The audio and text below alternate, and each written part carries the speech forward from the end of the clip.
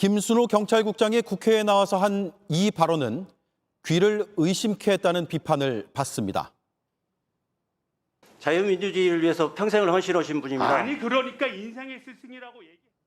홍승상 전 경감, 1987년 박종철 고문치사 사건 때 탁친이 억하고 쓰러졌다는 거짓말을 지어낸 인물입니다.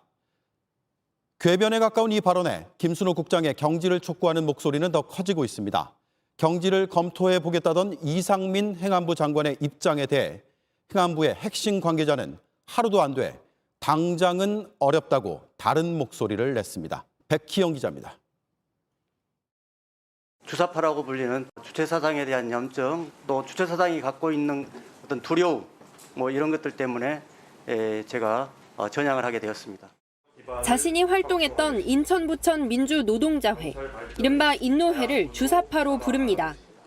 2020년 대법원은 인노회를 이적단체가 아니라고 명시했습니다.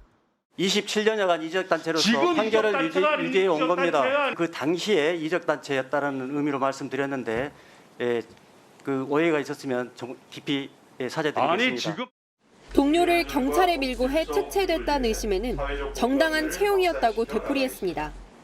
하지만 이 특채엔 혼자 응시했고 혼자 합격했습니다.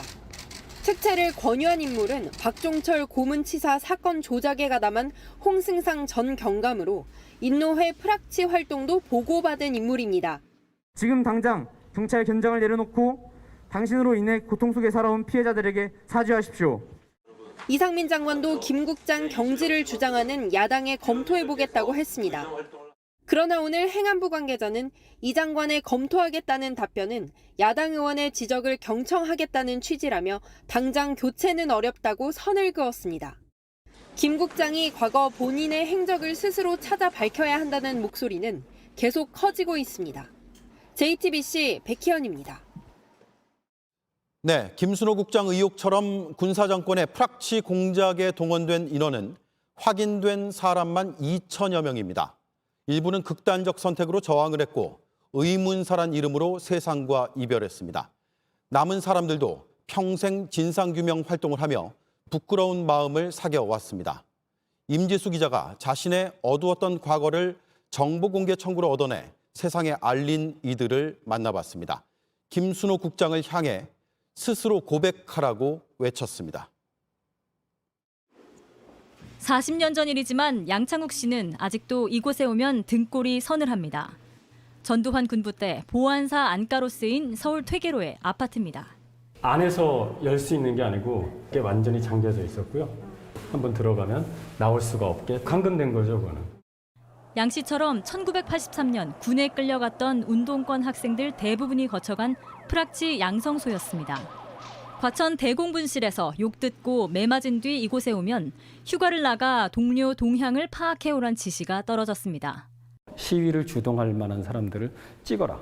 옆방에서는 이 몽둥이로 맞는 소리, 악 소리가 막 나고 막 그러니까 양 씨는 살아남기 위해 조금씩 협조하기 시작한 자신의 모습에 괴로워했습니다. 가장 두려웠던 게 죽을 수도 있다. 친구를 배신하고 내가 가야 되나? 보안사의 강요는 군 제대 후 민간인이 돼서도 이어졌고 양 씨는 학교를 그만두고 집을 떠나 도망치고 나서야 빠져나올 수 있었습니다. 이후 양 씨는 1987년 고 박종철 열사 사건 관련 집회를 주도하다 구속됐습니다.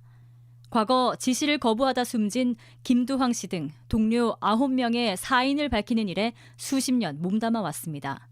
김두황의 삶과 죽음은 그 시절 우리 모두의 모습입니다.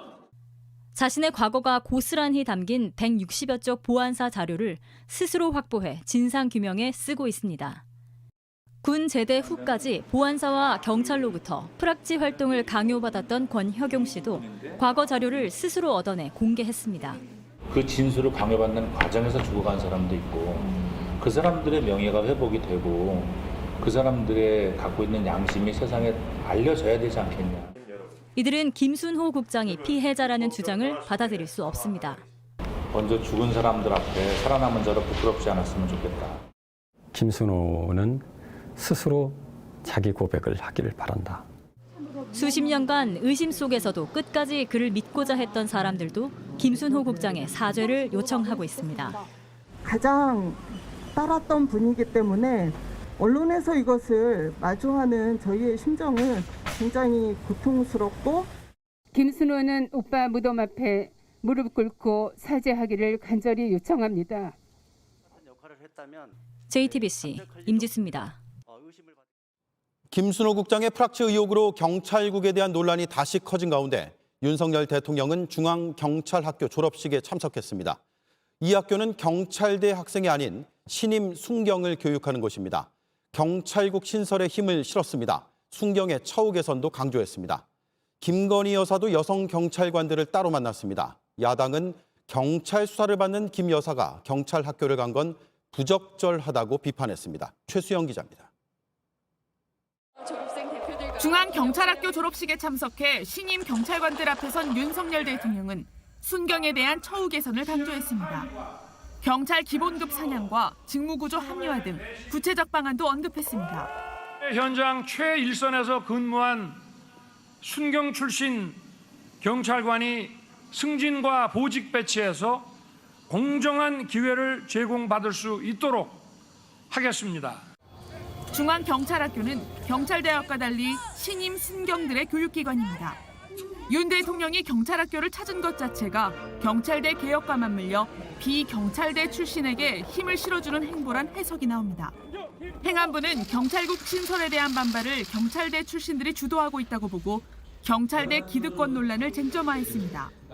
앞서 행안부는 순경 등 일반 출신의 경무관 승진을 20%까지 확대하는 방안을 내놓은 바 있습니다.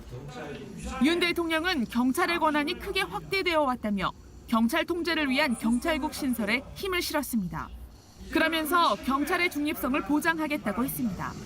낡은 관행과 과감하게 결별하고 투명하고 민주적인 절차에 따른 조직 관리 체계를 갖춰야 합니다.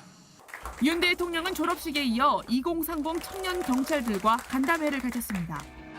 졸업식에 동행한 김건희 여사도 따로 여성 경찰관과 가족들과 비공개 간담회를 했습니다. 김 여사가 경찰국 신설과 같은 정책 현안과 관련한 일정 도중에 별도 행보에 나선 건 이례적이란 평가입니다. 야당은 경찰 수사를 받는 김 여사가 경찰학교를 방문하고 졸업생을 만난 건 부적절하다고 비판했습니다. JTBC 최수연입니다.